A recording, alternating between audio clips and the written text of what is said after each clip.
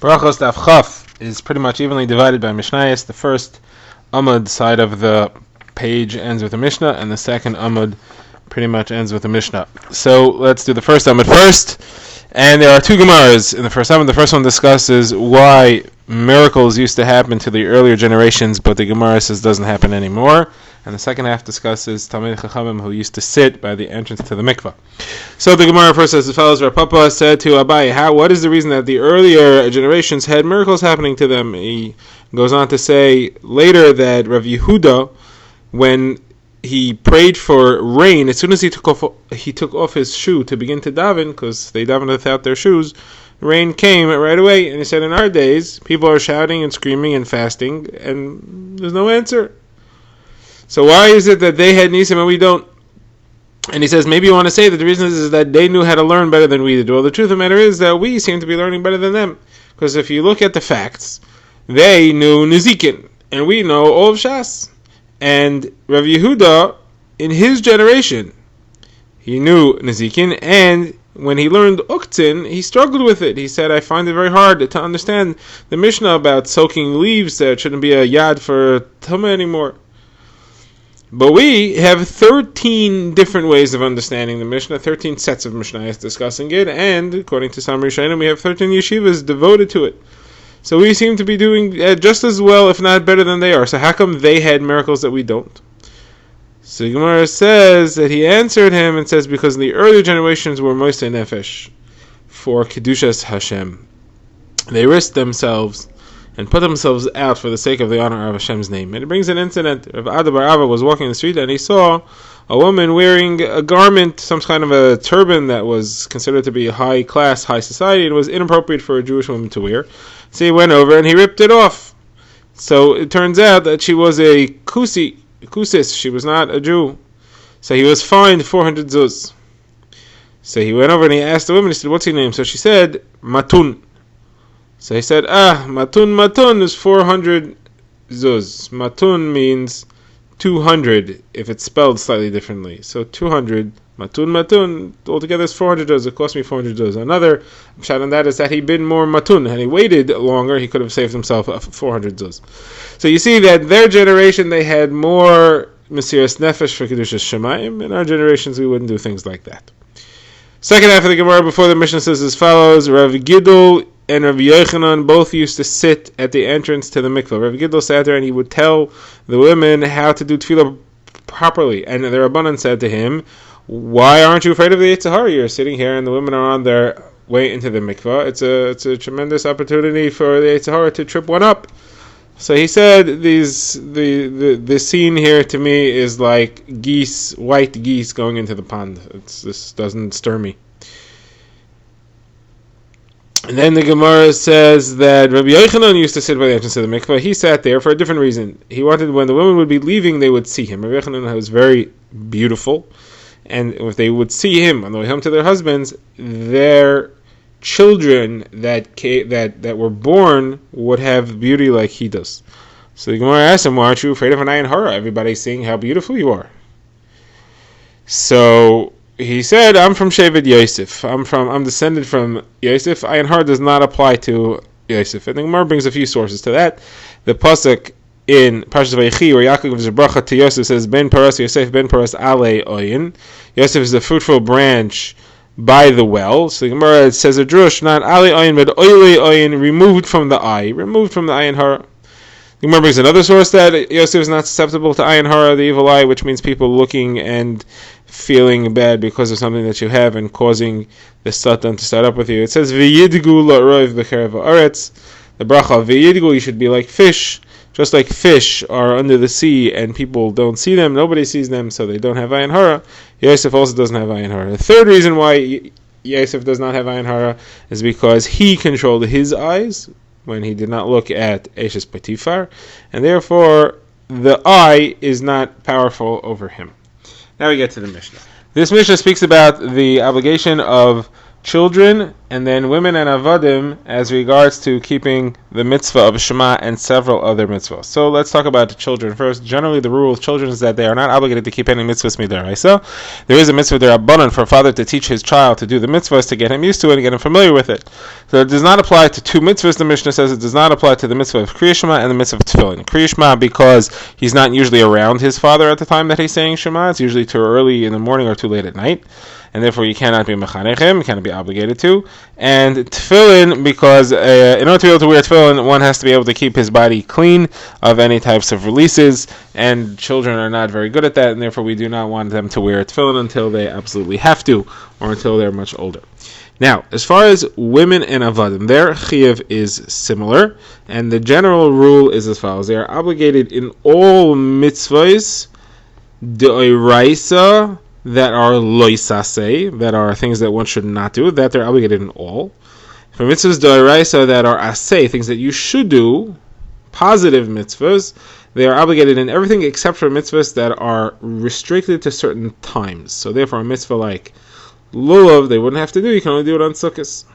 So they would not be obligated in those mitzvahs. They are invited to do those. The rule is called a mitzvah haseish azman grama, a mitzvah doiraisa. This is not a derbanan, a mitzvah doiraisa, which is positive and is limited to certain times. Women and avadim do not have to keep those mitzvahs. They are invited to if they would like to, but they do not have to. Now there are certain exceptions to this rule. There are certain mitzvahs that they are obligated to keep even though they're time bound, and there are certain mitzvahs that they do not have to keep even though they're not time bound. And the Gemara is going to go through these things.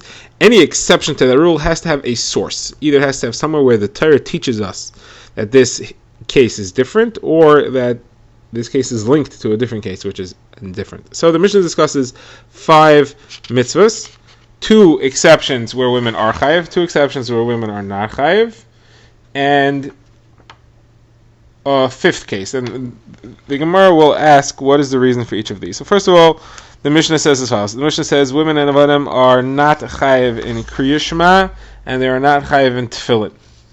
And they are chayiv in Tefillah, Shemoneh Esrei, and Mezuzah, and Birchas Hamazon. So the Gemara asks on each of these, on 4 out of these 5, the Gemara asks that it's pashut, it fits into the rule.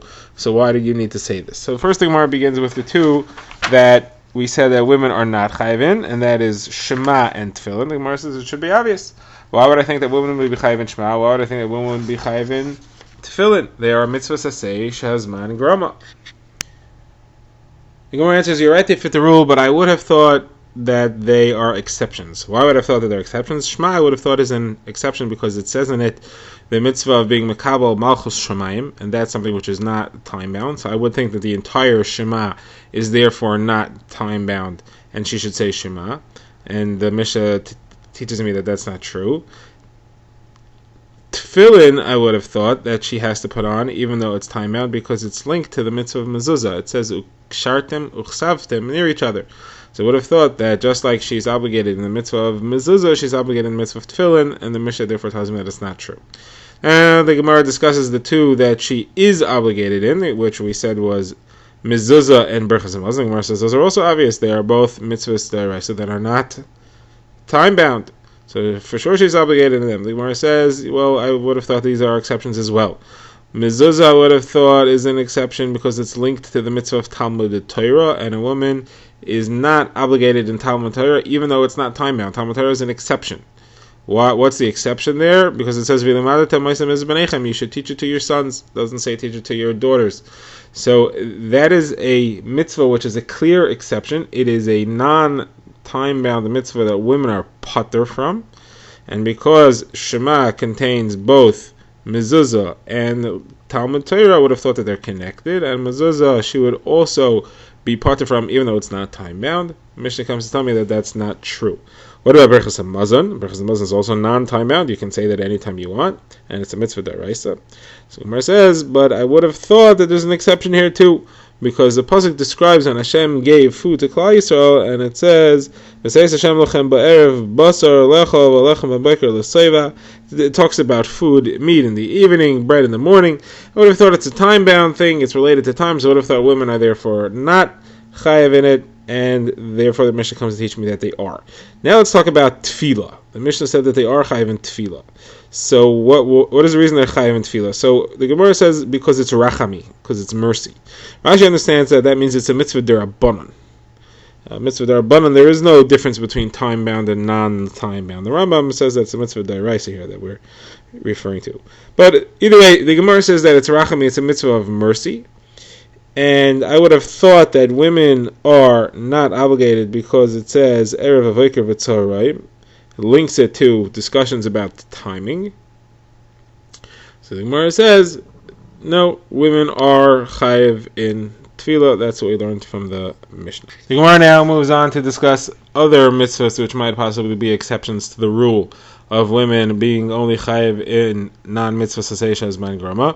The Gemara first of all talks about Kiddush on Shabbos. The Gemara says Rav Adar said that women are chayiv in Kiddush on Shabbos midoraisa. Kiddush on Shabbos means the Friday night Kiddush, what we say Friday night where we say the bracha of Mekadesh Shabbos, it's a mitzvah doraisa of Zachar, to be Mekadesh Shabbos with words. So the Gemara wants to know why. Why are women chayiv? It's a mitzvah cessation as man grama. So Abai says, oh, it's midrabanan. Rava said, midrabanan. First of all, he said midaraisa. He said, we're chayiv dvar Torah. Second of all, you can't say that every mitzvah that women are pater from midaraisa, there's a chayiv derabanan for them to do it. If that's what you're going to say, then you should say that by every case. So Rava therefore says, Rava rejects that, and Ravina,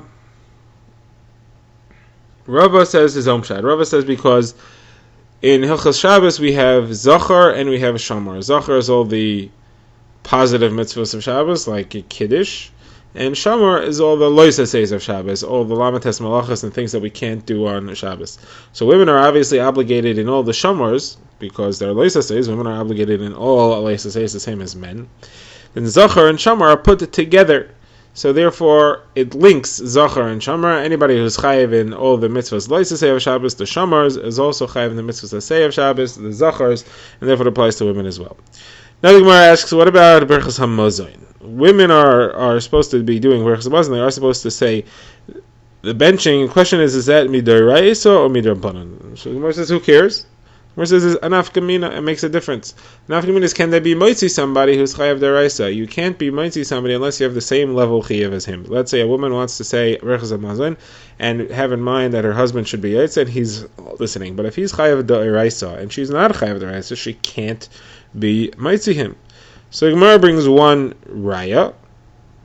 The raya is as follows. There's a brisa that says that really a son should be able to say Brachos Hamazon for his father, a eved should be able to say for his master, and a woman should be able to say for her husband. But Chachamim said not to do it because it's klola, it's a curse for a person to have his other people saying Brachos Hamazon for him, his wife and his children. So Gemara says, you see here clearly that it must be doiraisa, because otherwise how would we say that really a woman should be allowed to say Brachos Hamazon for her husband?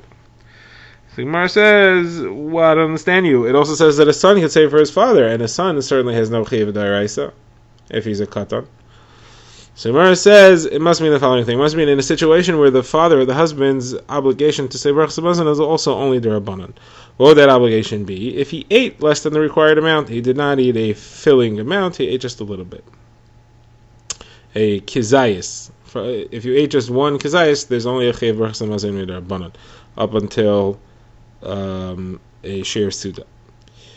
Okay, so now the Gemara quotes Rav Avira, who says something about Klal Yisrael saying a Brachos Hamazon even on a small amount. Gemara says that Rav Avira said in the name of Rav Ami, and sometimes the name of Rav Asi, that the Malachim, the angels, said to Kadosh Baruch Hu, Rebbeinu Shloim. The Torah says, Lo yisa panav lo yikach sheichad. You do not play favorites, but you do play favorites with Yisrael, because it says, Yisa Hashem panav elacha. You will lift them up. You'll play favorites. So Hashem said, how could I not play favorites with them? I told them, V'yachalta v'savata, you should say Brachos Hamazon when you're full. And they go ahead and they say it even on a lesser amount. Right? The Gemara quotes a machlokas, whether you say it midrabanan on a kezayis or on a kibetza, the size of an olive or the size of an egg. So you see, they go above and beyond. So certainly I have to play favorites for them. Now we get to the next Mishnah, which discusses the halacha of a Bal Keri. A Bal Keri is someone who had a seminal emission. It could be either done properly or improperly. But either way, such a person is not supposed to be saying holy words. This is a takana made by Ezra HaSefer. It's based on the fact that when Klal Yisrael had Har Sinai to receive the Torah, so they were told to keep away from their wives for 3 days in order that they should not be Bali Keri, they should not have seminal emissions, and in order that their wives should not have contact with seminal emissions for 3 days before they heard the Torah being given to them. So the Gemara now discusses what should a person do if he's in that state and he's impure and he should not be saying holy words. What should he do about Shema and what should he do about saying brachos on food? So the Gemara differentiates between a mitzvah, a bracha that you have to say d'oraisa, and one that's d'rabbanan. So the Gemara says as follows. Shema, he has to do, but he can't say it, so he should think the words in his mind. And the bracha before and after he doesn't have to say because that's only midrabanan. What about the bracha on food? So the Gemara says the Brachos Daf, which comes at the end, that you have to say. Mitzvah d'oraisa, you have to say it. Bracha before is only d'rabbanan, that's a machlekes. The Tanna Kama says you shouldn't say it, Rabbi Yehuda says he should say it. Okay, now the Gemara wants to know about something called hirhor kedibor. Is thinking words considered like saying it or not? Here we have contraindications. On the one hand, it seems to be that it is like saying it, because otherwise what's the point in thinking it? You're not being able to the mitzvah anyway. On the other hand, it seems to be not like saying it, because if it's as good as saying it, what are you accomplishing by thinking instead of saying? Either way, you're doing something you're not supposed to do. So it must, in a sense, it's like saying it, in a sense, it's not like saying it here. So the Gemara quotes two different approaches to this, Ravina and Rav Chizda. One, it takes the approach, the starting point. Ravina takes the starting point that it is like saying it. And the Gemara therefore says, well then, what's the point in thinking as opposed to saying it? Either way, you have the problem of the fact that you had a seminal emission. My answer is no, because it's not as bad. It's not as bad to think as it is to say, because you even see in Har Sinai, they were considered like they were saying it as they were hearing it, and they still had to make sure to purify themselves beforehand. Then the opposite approach is taken by Rav Chizda. Starts off and he says, you see that thinking the words is not like saying it, because otherwise it would be the point. In thinking it, he could just say it.